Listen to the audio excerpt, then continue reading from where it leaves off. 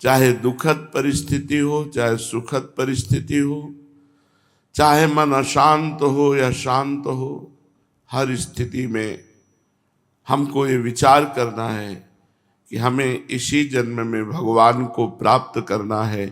इसलिए हमें किसी भी परिस्थिति की कामना नहीं करनी, किसी भी वस्तु की कामना नहीं करनी, किसी भी पदार्थ व्यक्ति की कामना करने मात्र से हमारा पतन हो जाएगा। क्योंकि असंगतः असंगोहम पुरुषः, ये हमारा स्वरूप है। असंगोयम, अहम असंग, न वस्तु न व्यक्ति न स्थान न शरीर न भोग न क्रिया। ये बहुत सूक्ष्म है परमार्थ।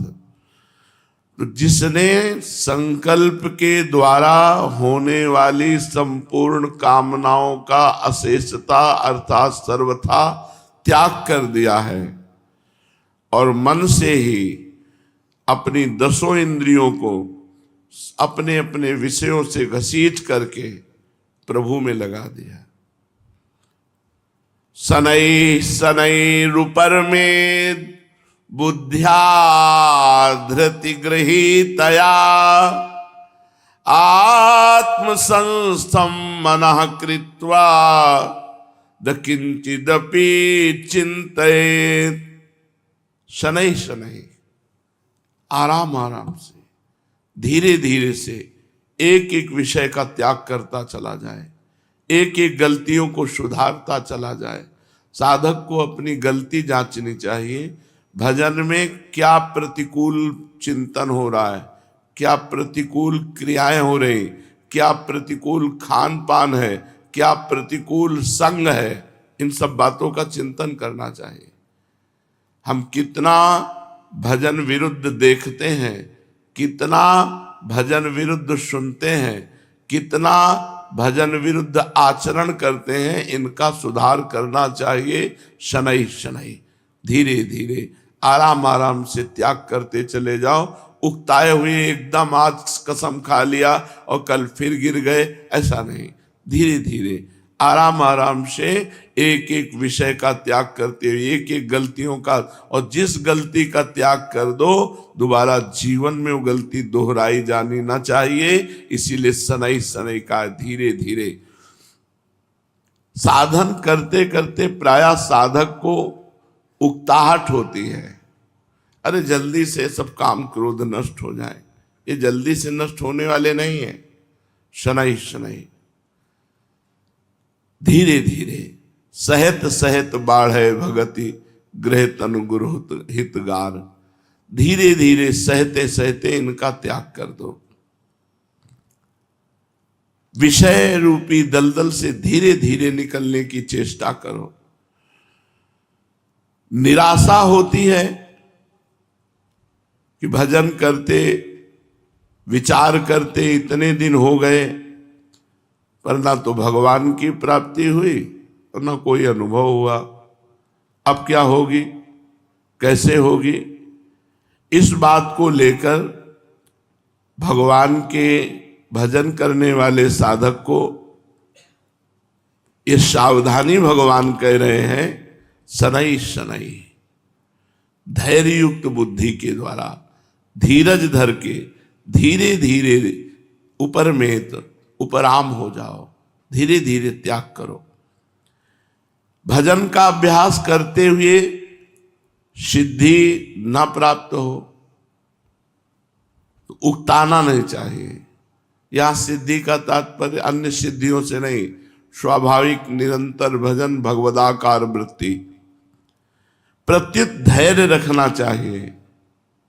जैसे भजन सिद्ध हो जाने पर, सफलता होने पर धैर्य रहता है, ऐसे ही विफलता होने पर भी वैसा ही धैर्य रहना चाहिए। बहुत गंभीर साधक चाहिए, धैर्यवान साधक चाहिए। किसी भी स्थिति में हमको टूटना नहीं है। वर्ष के वर्ष बीत जाएं पर प्रमाद नहीं करना। वैसे ही तन्मयता पूर्वक भजन में प्रयत्नशील हैं। चाहे वर्ष के वर्ष बीत जाएं, शरीर चला जाए, तो भी परवाह नहीं, मुझे भगवत प्राप्ति करना ही है। कारण इससे बढ़कर दूसरा कोई ऐसा काम है ही नहीं, इसलिए इसको समाप्त करके आगे क्या काम करना है? भगवत प्राप्ति के सिवा और कोई काम करना नहीं। यदि इससे भी बढ़कर कोई काम है तो इसको छोड़ें और उस काम को अभी करें, पर इससे बढ़कर कोई काम तो है नहीं। इस प्रकार बुद्धि को वश में कर ले। बुद्धि में मान बढ़ाई आराम आदि को लेकर जो संसार के प्रति महत्व पड़ा है, उस महत्व को हटा दे। जब सही भजन होने लगता है ना, तो मान बढ़ाई, रुपया पैसा, सब खान पान व्यवहार, ये सब कूड़ा करकट नजर आता है, झूठा, जो हमारे साथ नहीं चलेगा, केवल हमको फंसाकर भजन से विमुख किए हैं। बुद्धि में जो मान बढ़ाई आराम आदि को लेकर जो संसार का महत्व पड़ा है, उस महत्व को हटाना होगा। साधक को धैर्य पूर्वक इस महत्व को भी हटाना होगा।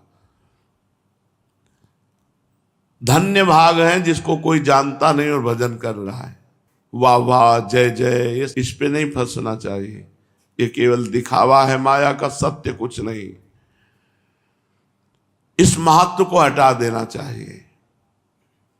तात्पर्य है कि जिन विषयों का त्याग करने के लिए कहा गया है शास्त्रों में, धैर्य युक्त बुद्धि से उन विषयों से उपराम हो जाए। शनै शनै रुपर में तो उपराम होने में, त्याग करने में जल्दीबाजी ना करे। धीरे धीरे उपेक्षा करते करते विषयों से उदासीन हो जाए, और उदासीन होने पर उनसे बिल्कुल ही त्याग कर दे। कामनाओं का त्याग और मन से इंद्रिय समूह का संयमन करने के बाद ही उपराम अवस्था प्राप्त होती है। उसका तात्पर्य है कि किसी त्याज्य वस्तु का त्याग करने पर भी उस त्याज्य वस्तु के साथ, चूंकि त्याग कर रहे हैं इसलिए आंशिक द्वेष बना रहता है, यह भी नहीं होना चाहिए। उस द्वेष भाव का भी नाश हो जाए। उदासीन, न राग न द्वेष, हमारे काम की ही बात नहीं है। द्वेष पूर्वक त्याग टिकाऊ त्याग नहीं है। भगवत प्राप्ति में वो भी बाधा है, द्वेष पूर्वक नहीं।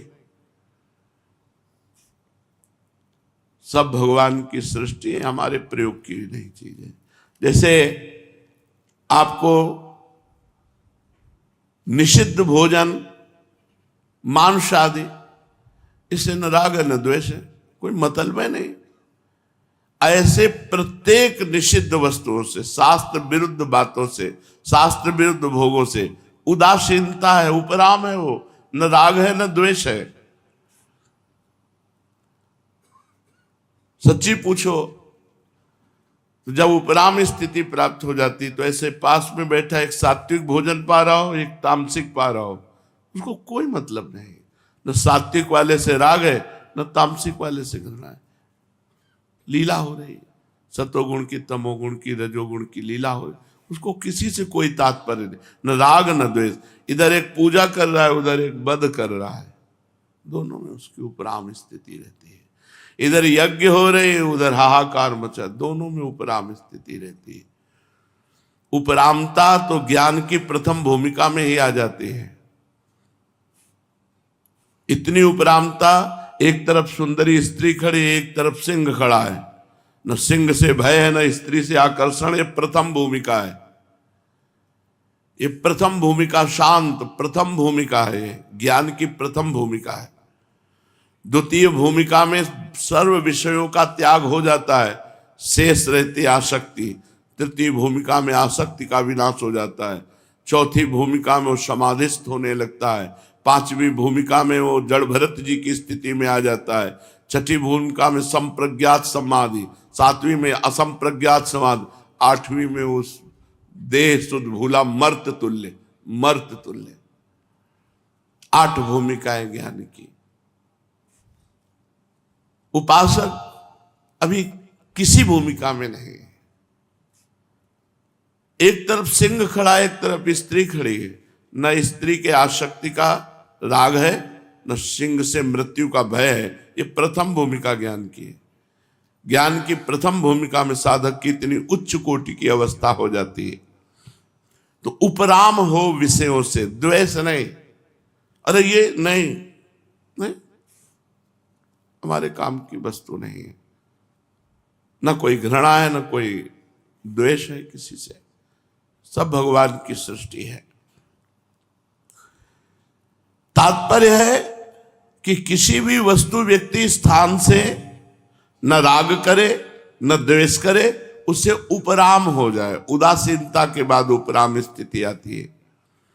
यहां उपराम होने की बात इसलिए कही गई कि परमात्म तत्व मन के कब्जे में नहीं आता, क्योंकि मन प्रकृति का कार्य होने से जब प्रकृति को भी नहीं पकड़ सकता तो प्रकृति से अतीत परमात्मा को कैसे पकड़ सकता है। अर्थात परमात्मा का चिंतन करते करते मन परमात्मा को पकड़ ले, ये उसके हाथ की बात नहीं है। जिस परमात्मा की शक्ति से मन अपना कार्य करता है, उसको मन कैसे पकड़ सकता है। यन मनसा न मनुते ये नाहुर मनोमतम। जैसे जिस सूर्य के प्रकाश से दीपक बिजली आदि प्रकाशित होते हैं, वे दीपक आदि सूर्य को कैसे प्रकाशित कर सकते हैं। कारण कि उनमें प्रकाश तो सूर्य से ही आता है। ऐसे ही मन बुद्धि आदि जो कुछ शक्ति है वो सब भगवान से आती है, प्रभु से आती है। अतः वे मन बुद्धि आदि उस प्रभु को नहीं पकड़ सकते। दूसरी बात है, संसार की तरफ चलने से मन ने सुख नहीं पाया, केवल दुख ही दुख पाया। अतः संसार के चिंतन से प्रयोजन नहीं रहा तो उपराम हो गया। द्वेष नहीं हुआ, उपराम हो गया। अब अच्छा ही नहीं लगता कुछ, क्योंकि सब झूठा, सब धोखेबाज। आत्म संस्थम मनः कृत्वा, सब जगह एक सच्चिदानंद परमात्मा ही परिपूर्ण है। जब साधक समस्त संकल्पों से उपराम हो जाता है तो उसे सब जगह एक परमात्मा का अनुभव होता है। कैसे? जैसे गहरे जल में डूब जाओ तो आपकी हर इंद्री में जल ही जल है। आंख खोलो तो जल है, कान में भी जल है, नाक में भी जल है, मुख में भी जल है, अंदर भी जल है। प्राणवायु चली जाएगी, केवल जल ही जल रह जाएगा। ऐसे ही हमें न जाने परे कान है कि प्राण है, बाहर दृष्टि तो परमात्मा। जैसे गहरे जल में जिधर देखो ऊपर नीचे दाएं बाएं जल ही जल दिखाई देगा, ऐसे परमात्मा ही परमात्मा है। ना परमात्मा के सिवा पहले कुछ था, ना बाद में रहेगा, तो बीच में परमात्मा है। ऐसे परमात्मा है जैसे कंकन, हार, करधनी, नूपुर, अंगूठी, ये हम नाम बहुत ले लिए, लेकिन सब में सोना विराजमान है। ऐसे स्त्री पुरुष जड़ चैतन्य, ये नाम है, ये रूप है अलग अलग, लेकिन सब परमात्मा स्वरूप ही है। ऐसा संकल्प त्यागी को जब अनुभव होता तब भगवत प्राप्ति होती है। तो सब जगह एक सच्चिदानंद परमात्मा ही परिपूर्ण है। संकल्पों में पहले और पीछे वो परमात्मा ही रहता है। संकल्पों में भी आधार और प्रकाश रूप से एक परमात्मा ही परिपूर्ण है। उन संकल्पों में और कोई सत्ता पैदा नहीं हुई, किंतु उनमें सत्ता रूप से वो परमात्मा ही है। ऐसा बुद्धि का दृढ़ निश्चय निर्णय रहे। मन में कोई तरंग पैदा हो भी जाए तो उस तरंग को परमात्मा स्वरूप ही अनुभव करे। जैसे हमारा मन गया कहीं किसी स्त्री पर, ये भी भगवान है, किसी वस्तु पदार्थ पर, ये भी भगवान है, किसी स्थान में, ये भी भगवान है। जहां भी जड़ चैतन्य में जाए वहां उसे तुरंत भगवत स्वरूप अनुभव करे। देश काल वस्तु व्यक्ति घटना परिस्थिति आदि सब में प्रभु विराजमान है। ये देश काल आदि तो उत्पन्न होते हैं और मिटते हैं, परंतु इनमें विराजमान जो प्रभु है न मिटते हैं, न बनते हैं, न बिगड़ते हैं। वो सदा ज्यों का त्यों रहते हैं। इसलिए धीरे धीरे अपनी बुद्धि को, जहां जहां बुद्धि जाए वहां श्री भगवान है, और बुद्धि को भगवत विरोधी विषयों से ना द्वेष करे, ना राग करे, उनसे उपराम हो जाए। आगे भगवान बता रहे हैं,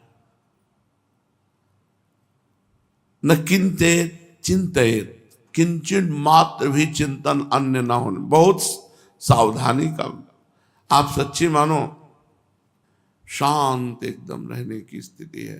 बस कुछ न बोलो, न देखो, न सुनो। वो कैसे तुम्हें बताएं? ना किंचिदपि चिंतित, चुप, मूक, बस अचिंत परमात्मा के चिंतन में डूबना। ना स्थूल शरीर की क्रियाओं का चिंतन, होती है क्रियाएं, शौच गए, स्नान हुए, इनका कोई चिंतन थोड़ी हो रहा है, एक अभ्यास बस हो रहा है। चिंतन प्रभु का हो रहा है। ना सूक्ष्म शरीर का चिंतन, मन में क्या संकल्प, संकल्प विकल्प की जगह नहीं रह गई। ऐसा एक तार क्यों, जब बीच में जगह हो ना, तब जब घनीभूत चिंतन होता तो बीच में जगह ही नहीं है, तो उसको संकल्प विकल्प करने का अवसर ही नहीं। जब चिंतन नहीं तो स्फुरना नहीं, जब स्फुरना नहीं तो संकल्प नहीं, जब संकल्प नहीं तो कामना नहीं, कामना नहीं तो कोई क्रिया नहीं। अब जो क्रिया हो रही बिना कामना को, परमात्मा स्वरूप है। इंद्रियां भी शांत, मन भी शांत, देखते हुए देखा नहीं, सुनते हुए सुना नहीं, बोलते हुए बोला नहीं। क्या समझोगे इसको? अब कैसे समझोगे इस स्थिति को? देखते हुए देखा नहीं, सुनते हुए सुना नहीं, बोलते हुए बोला नहीं, सुनते हुए सुना नहीं। जो बुलवाना था वो बुला दिया, जो दिखवाना था वो दिखा दिया, जो सुनवाना था वो सुना दिया, कोई मतलब नहीं उससे। ये निर्विकल्प समाधि है। उठते बैठते चलते फिरते बुद्धि का आम से संबंध मिट गया। इसके लिए क्या करना है? बोले यतो यतो निश्चरति मनश्चंचलमस्थिरम ततस्ततो नियम्यैत दात्मन्येव वसं नयेत्। ये चंचल मन, अस्थिर मन जहां जहां जावे वहां वहां से हटा के इसको एक प्रभु में भली भांति लगाए, भली भांति। यतो यतो निश्चरति मनश्चंचलम स्थिरम।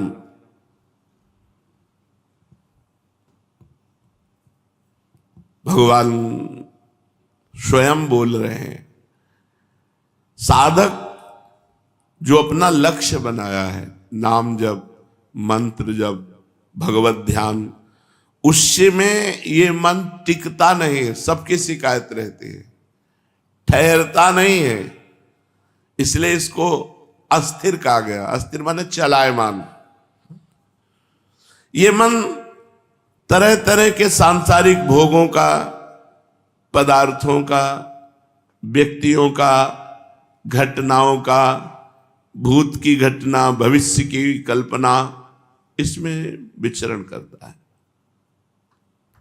इसीलिए भगवान ने इसको कहा मनश्चंचल मस्थिरम। अस्थिर माने चलायमान और चंचल माने चलायमान, दोनों बातें एक ही।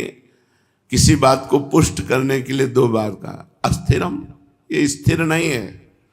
चंचलम, ये चलायमान है। इसको चंचल कहा है। तात्पर्य यह है कि ये मन ना तो प्रभु में स्थिर होता है और न संसार में स्थिर होता, चलायमान है। यहां से वहां, वहां से वहां, वहां से वहां, बस इसको भागना है। इसलिए उपासक को चाहिए कि मन जहां जहां जाए, यतो यतो निश्चरति, जिस जिस कारण से जाए, जैसे जैसे जाए, जब जब जाए, इसको वहां वहां से, उस कारण से, वैसे वैसे, तब तब हटा करके इसको बार बार प्रभु में लगाना है। यही साधना है। जहां जहां मन जाए, जैसे जैसे जाए, वैसे वैसे तुरंत इसे हटाओ और प्रभु के नाम में लगाओ, प्रभु के मंत्र में लगाओ। अस्थिर और चंचल मन का नियमन करने में साधक को सावधानी रखनी, पूरे जीवन भर ढिलाई नहीं करनी। ढिलाई क्या करते हैं? जैसे मन कुछ सोच रहा है, अब नाम जब धीमा पड़ा, उसकी सोच में आप बह गए, नहीं। आपका इतना लक्ष्य नाम जप में दृढ़ होना चाहिए कि एक नाम जप के भीतर मन भागा, तुरंत उसे घसीट के वहीं ले आए। और ये लाना होता है, बस आप जान जाओ कि ये गया सो तुरंत आ जाएगा। इसको ऐसे लाना होता है। एक धुन नाम मंत्र की चलाओ, इसको भागने का अवसर मत दो। भाग रहा है, उपेक्षा कर दो। तुरंत जहां उपेक्षा किए वो आ जाएगा, तुरंत आ जाएगा। मन को प्रभु में लगाने का तात्पर्य है, ध्यान दीजिए, जब ये पता चला कि अब गया, सो वो आ जाएगा। जहां पता चला कि ये किस पदार्थ में गया, किस व्यक्ति में गया, किस घटना में गया, किस भोग में गया, तो तुरंत उसका विचार चालू हो गया। इनका कोई अस्तित्व नहीं, बार बार गंदी बात।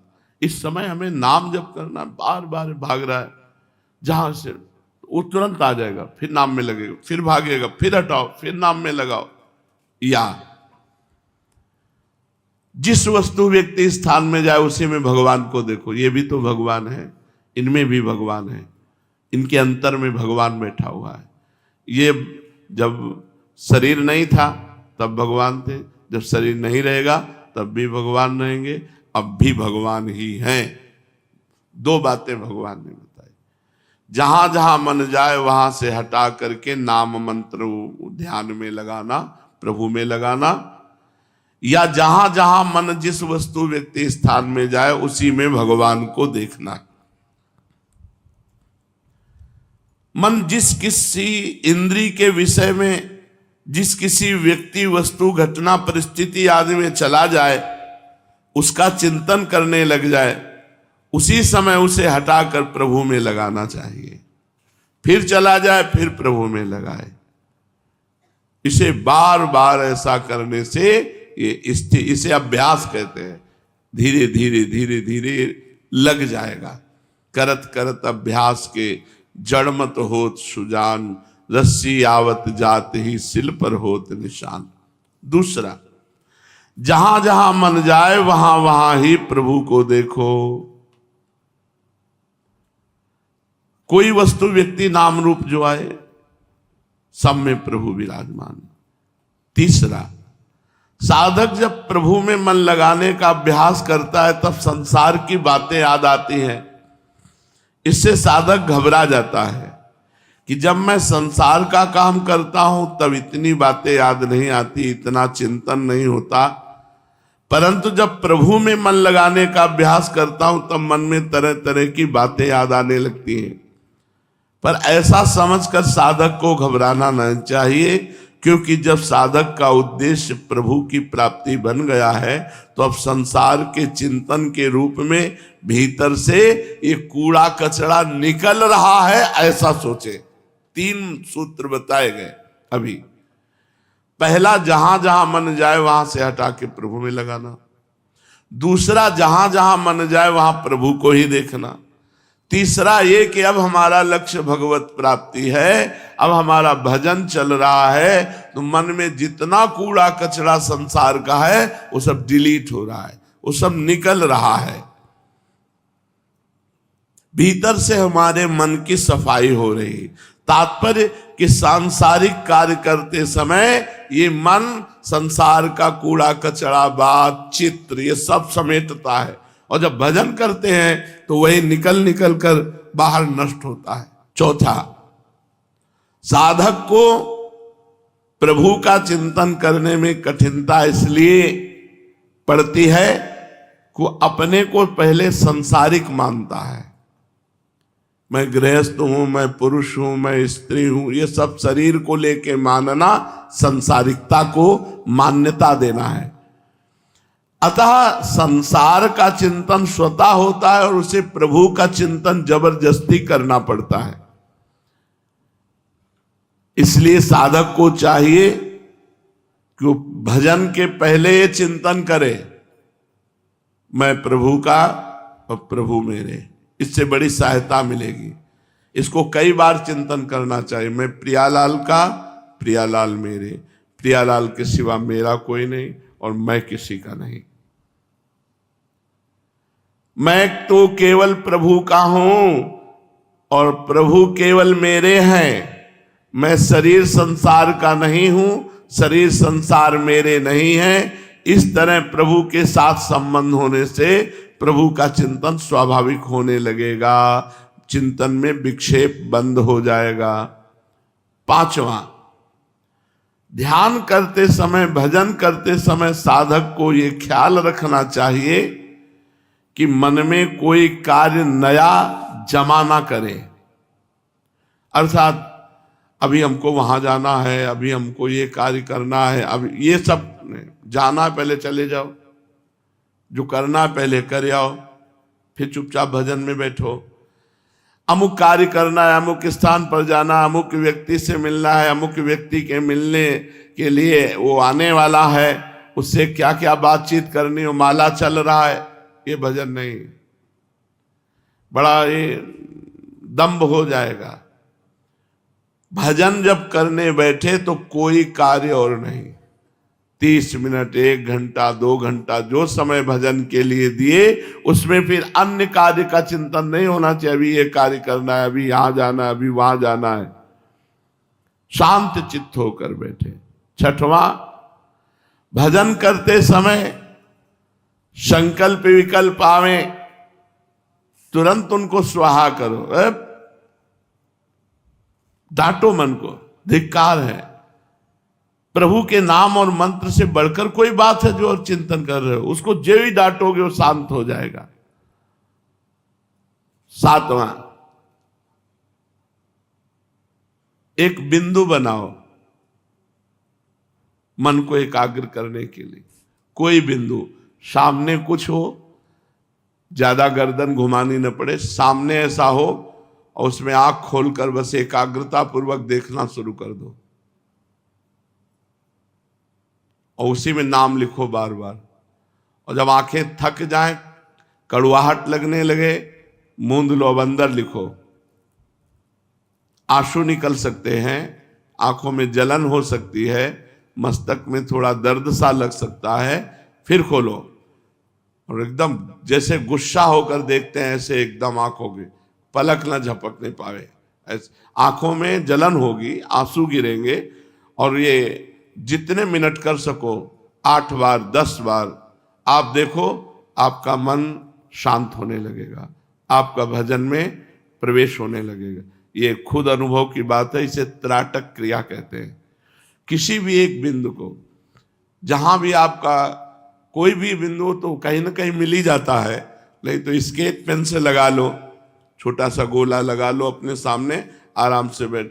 अपने तो कील पे भी लगा लेंगे, किसी भी पे, कुछ भी जरा सा दाग लगा है उसी पे लगा लिया और थोड़ी देर के बाद वो एकदम प्लेन हो जाता है, क्योंकि वो देखते देखते बस वो आंख बस खुली है, लक्ष्य वही है, नाम चल रहा है, वो सब हट गया, कील फील, वो नाम लिखा है, अपना जो मंत्र चल रहा है वही मंत्र। एक दृष्टि, श्वास भी धीरे धीरे आ रही, धीरे धीरे जा रही। ये करके देखिएगा, सीधे बैठो ऐसे सीधे। हमारे हरिवंश में वंश जो वा के ऊपर बिंदी लगी उसी पे लगा दिया, नाम लिख लिया, मन से लगा दिया, अगर बाहर कुछ नहीं। लेकिन नए साधक को बाहर जरूरी चाहिए, ये बहुत जरूरी है। अगर कर लो तो आपको बहुत सहयोग मिलेगा भजन में, चलते फिरते उठते बैठते भजन की वृत्ति बन जाएगी अगर ये कर लो। लेकिन व्यभिचारी पुरुष ये नहीं कर सकता, जो थोड़ा संयमी और ब्रह्मचारी है वही ये टिक सकता है, नहीं तो मिचमिचाहट आंख में वो जरा से अरे हमसे नहीं बनता।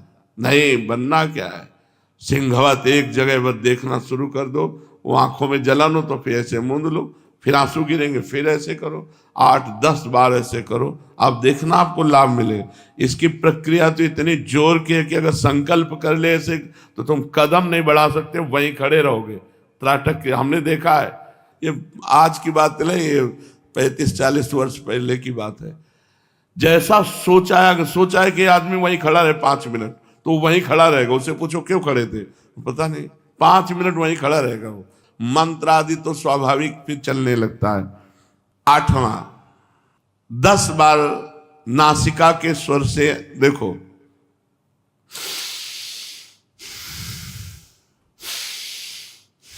इसका प्रभाव है, कोई खिलवाड़ नहीं है।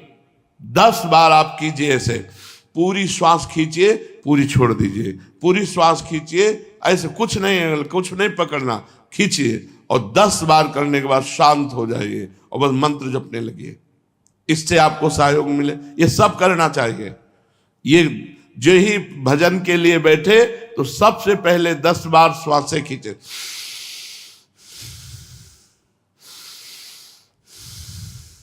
ये खींचो और निकालो, और फिर कोई त्राटक क्रिया करो, किसी बिंदु पर त्राटक करो, और फिर जब थक जाओ तब आंख मूंद कर, और ये सब मंत्र जपते हुए होना चाहिए, नाम जपते होना चाहिए।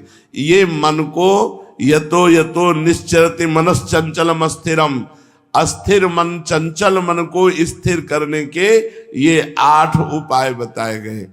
पहला, जहां जहां मन जाए वहां से हटा के नाम मंत्र में लगाना। दूसरा, जहां जहां मन जाए वहीं भगवान को देखना।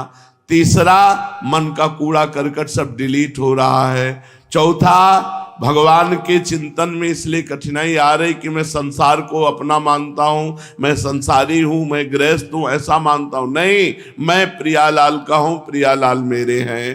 पांचवा, ये मन में ध्यान रखना चाहिए कि अमुक कार्य करना है, अमुक कार्य करना है, ये हमारे संकल्प न बनने पावे, भजन के समय भजन ही करना है। छठवां, संकल्प विकल्पों का नाश, जो ही संकल्प विकल्प उठे, अरे सब नाशवान झंझट है, हटाओ, राधा राधा राधा राधा राधा। सातवां, एक बिंदु पर देखना। आठवां, श्वासों को 10 बार निकालना और छोड़ना। प्रशांत मनसं ह्रेनं योगिनं सुखमुत्तमं उपैति शांत रजसं ब्रह्मभूतमकल्मषं।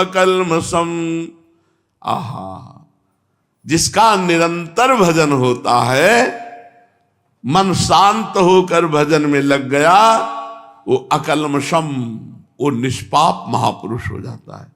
वो गंगा जी को भी स्पर्श करे तो गंगा जी पाप रहित हो जाए, ऐसा भजन का फल है। तीर्थी कुर्वन्ति तीर्थानि, वो जहां चरण रख दे तो तीर्थ बन जाए। ये कोई छोटी मोटी बात नहीं, जो सत्संग में सुनो उसे आचरण में उतारो, देखो तुम्हें आनंद की अनुभूति होगी। हम कहते हैं कि ज्यादा नहीं तो 10 मिनट पद्मासन में बैठना शुरू करो। 10 मिनट कितना होता है, चट बीत जाते हैं 10 मिनट। गृहस्थी में हो या विरक्ति में हो, अगर आपको बैठने का अभ्यास नहीं तो 10 मिनट बैठना शुरू करो, 10 मिनट त्राटक करो, 10 मिनट श्वासों प्रश्वास को दो, तो आपका स्वास्थ्य भी ठीक रहेगा और भजन भी ठीक। अगर निरंतर भजन होने लगा तो भगवान कहते हैं प्रशांत मन संह्रेनम योगिनम सुखमुत्तमम उपैति शांत रजसम ब्रह्मभूतम अकल्मषम।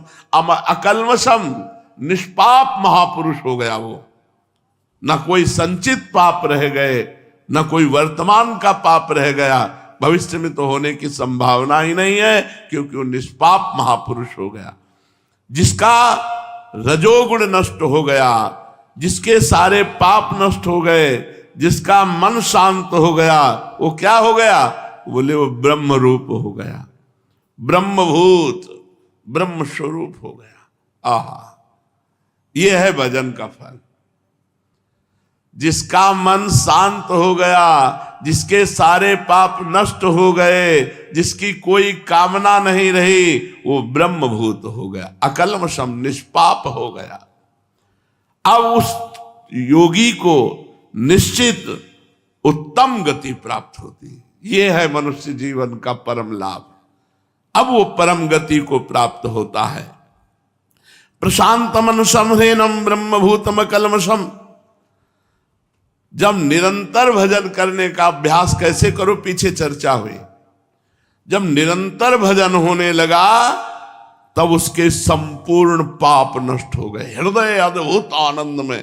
पाप के कारण हृदय जलता है, पाप के कारण दुख आता है, पाप के कारण विपत्ति आती, पाप के कारण ही नाना प्रकार की चिंताएं, शोक, डिप्रेशन, ये सब। भजन के बिना आप सुखी नहीं हो सकते। भजन करने में मन चंचल होता है, उसको रोकने का भगवान ने उपाय बताया। अब निरंतर भजन होने लगा, उसका परिणाम बता रहे हैं कि संपूर्ण पाप नष्ट हो गए। पाप होते हैं तमोगुण से, रजोगुण से। तमोगुण अप्रकाश, अप्रवृत्ति, प्रमाद, निद्रा, ये सब नष्ट हो गए। अरे देव हो गया, भगवत स्वरूप। तभी तो कहा ब्रह्मभूत, साक्षात ब्रह्म स्वरूप हो गया वो। ऐसे योगी को अकल्मष कहा है, निष्पाप। रजोगुण, लोभ, प्रवृत्ति, नए नए कर्मों में लगना, अशांति, स्पृहा, ये सब नष्ट हो गए। तमोगुण, रजोगुण की वृत्तियां शांत होने से मन स्वाभाविक शांत हो गया। जिसकी प्रकृति संबंधी कोई भी संकल्प विकल्प की वृत्ति ही नहीं रही। क्या बात है, कोई संकल्प विकल्प की। एक तार भजन, ये ऐसा बड़ा कठिन नहीं है। अभ्यास करो। ये जो आज चर्चा सुन रहे हो, इसका अभ्यास करो, फिर देखो आप बताना कैसा। ये खुद अनुभव की हुई बात है, खुद की हुई बात है। स्वाभाविक शांत मन वाले योगी को प्रशांत मनसा। अब उसे शांत नहीं करना पड़ता, मन शांत है, तभी उसमें कोई स्फुरणा नहीं उठ रही, कोई संकल्प नहीं बन रहा। तो किसी क्रिया होते हुए भी किसी क्रिया की अहम बुद्धि नहीं होती, मैंने किया। जब तक मन को अपना मान करके, अपना मान, आपने मन को अपना माना, इसकी पहचान मन कह रहा है ये ज्ञानेंद्रिय के साथ, नेत्रेंद्रिय के साथ ये देखना है। आपने कहा कि मुझे देखना है, तो आपने मन में तदात्म कर लिया है। आपने अभी मन को अपना माना हुआ है, मैं। अभी बिल्कुल कूड़ा करकट है, अभी कोई साधना नहीं। उसी समय निर्णय करना है कि मन ज्ञानेंद्रिय के साथ ये दृश्य प्रकृति का देखना चाहता है, मैं इसका दृष्टा हूं, साक्षी हूं, ना कि मैं देखना चाहता हूं। ये तो मन देखना चाहता है, मन भोगना चाहता है, मन सूंघना चाहता है, मन श्रवणेंद्रिय से सुनना चाहता है। ये मन का खेल है, मेरा खेल नहीं है। तो मुझे इस मन को संयम में लाना है। अब वो मन से अपने को हटाए हुए हैं, लाखों में सब मन में ही गिरे हुए हैं, मन में ही अपने को अपना माने हुए हैं। जो मन कहे वही मेरी चाह, जो मन खाना चाहता हूं मैं खाना चाहता हूं, जो मन देखना चाहता हूं मैं देखना चाहता हूं, जो मन सुनना चाहता हूं मैं सुनना चाहता हूं, जो मन भोगना चाहता हूं मैं भोगना चाहता हूं। यह है मन में तदात्म, यही है बंधन, यही है जन्म मरण का हेतु। तब तक मन को अभ्यास से शांत करना होगा। और जहां मन अभ्यास से शांत हुआ, बात बन गई। उसी समय आनंद की अनुभूति होने लगेगी। जब उपासक मन की बातें अनसुनी करने लगता है, तब भजन बनता है। उल्टा सीधा सब फेंकता रहता है। नहीं देखना, नहीं सुनना, नहीं बोलना, नहीं जाना, नहीं भोगना। अब वो जला रहा है, अब वो शांत सह रहा है। यम ही न व्यथ्यन्ते ते पुरुषम पुरुषर्षभ सम दुख सुखाधीरम स्वमृतत्वाय कल्पते। जो इस तरह की मन की फेंकी हुई बातों को जब नहीं मानता तो मन जलन पैदा करता है। जो उस जलन को सह जाता है वो परम पद का अधिकारी होता है। पर साधक इतना तन्मय मन में है कि वो जलन की तो होने की बातें नहीं, जलन का आभास मात्र होने के पहले ही क्रिया करने के लिए तैयार हो जाता है। मन को कभी अपना न मानो। बहुत ही सब अमृत में साधना की बातें हैं। मन को अपना मानोगे तो तुम्हें भ्रष्ट कर देगा। मन को कभी अपना ना मानो। मन से संबंध विच्छेद कर लो। मन में राग द्वेष कभी हो ही नहीं पाएगा, किसी से मतलब नहीं रख पाएगा। जब आप मन से मतलब नहीं रखेंगे तो मन आपके अधीन हो जाएगा, और जब मन से आप मतलब रखेंगे तो आपको मन अधीन कर लेगा, और आपको मन अधीन किए हुए है। मन से संबंध हटाओ, प्रभु से संबंध जोड़ो। युञ्जन्नेवं तत्सदात्मानं योगी विगत कल्मषः। आहा, सुखेन ब्रह्म संस्पर्श मत्यंतम सुखमश्नुते। इस प्रकार अपने आप को सदा प्रभु में लगाता हुआ विगत कल्मषः, पूर्ण पाप रहित हुआ। पूर्ण पाप रहित, जैसे जैसे आपके पाप नष्ट होते जाएंगे वैसे वैसे आनंद आने लगेगा, भगवान की मधुर झांकी आपके सामने आने लगेगी। विगत कल्मषः, पाप रहित हुआ साधक सुखेन ब्रह्म संस्पर्शम अत्यंतम सुख अश्नुते, सुखपूर्वक ब्रह्म प्राप्ति कर लेता है। अब आत्यांतिक सुख में डूबा रात दिन, कोई चिंतन नहीं, आत्यंतिक सुख में डूबा। युञ्जन्नेवं सदात्मानं योगी विगत कल्मषः। जब प्रयास किया, मेहनत की है, बार बार मन को संसार से हटाकर परमात्मा में लगाने के जो 8 उपाय बताए गए, उसने प्रयास किया। अब अभ्यास सफल हुआ, अभ्यास सफल हुआ। अब बिना प्रयास के भजन हो रहा है। जब भजन चलता है ना, तब कुछ अच्छा नहीं लगता, कुछ अच्छा नहीं लगता। यही लगता है कि बस ये जो एक तार चल रहा है, बस यही चलता रहे। अपने स्वरूप में दृढ़ कर देता है भजन। अपना जो स्वरूप भगवत स्वरूप है, ये प्रकाशित होने लगता है, स्वयं प्रकाशित होता है। इस अभ्यास से वो योगी अहमता ममता रहित हो जाता है, और अहमता ममता से ही सारे पाप होते, इसलिए अब आगे कोई पाप होगा नहीं। भजन चल रहा है इसलिए सारे पाप नष्ट हो गए। भगवान कह रहे युञ्जन्नेवं, युञ्जन्नेवं अर्थात परमात्मा के ध्यान में लगा हुआ, भगवान के ध्यान में लगा हुआ, प्रभु के ध्यान में लगा हुआ, वो निष्पाप सुख पूर्वक ब्रह्म प्राप्त हो गया, भगवत प्राप्त हो गया। उसे कुछ करना नहीं पड़ा, निरंतर भजन के प्रभाव से वो भगवत प्राप्त हो गया। ब्रह्म से अभिन्नता ज्ञान मार्ग, और भक्ति में दासत्व से तन्मयता। तन्मयता, ब्रह्म नहीं, माया नहीं, नहीं जीव नहीं काल, अपनी सुधि ना रही, एक रहो नंदलाल। उसमें एक हो हम ब्रह्म, इसमें एक नंदलाल। मैं की विस्मृति, उसमें तू की विस्मृति। वो मैं में स्थित, ये तू में, परमात्मा में स्थित।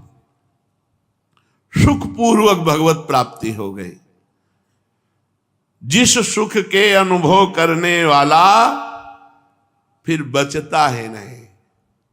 मैं सुख भोग रहा हूं नहीं, केवल सुख ही सुख, आनंद ही आनंद, अत्यंतिक सुख, एकांतिक सुख। ये भगवत मार्ग में प्राप्त होता है, अत्यंत अक्षय सुख। इसलिए बार बार अपने मन को संसार से हटाकर प्रभु में लगाओ, खूब भजन करो, इधर उधर की गलतियों का पोषण मत करो, समय बर्बाद मत करो। बहुत सूक्ष्म मार्ग है, बड़े दुर्लभ हमारे भाग्य हो गए जो हमको वृंदावन मिला, हमको सत्संग मिला, हमको भजन करने का समय भगवान ने दिया। इसलिए दांती पीस करके नियम लो, भजन के सिवा हम और कुछ नहीं करेंगे, कभी कोई गलती नहीं करेंगे, कभी कोई पाप नहीं करेंगे। और जहां मन पाप, तो उस समय मन से अलग हट जाओ, मन से अलग हट करके निरंतर भजन करो, इसी जन्म में सुखपूर्वक भगवत प्राप्ति करो। शेष चर्चा आगे। श्री राधा वल्लभ।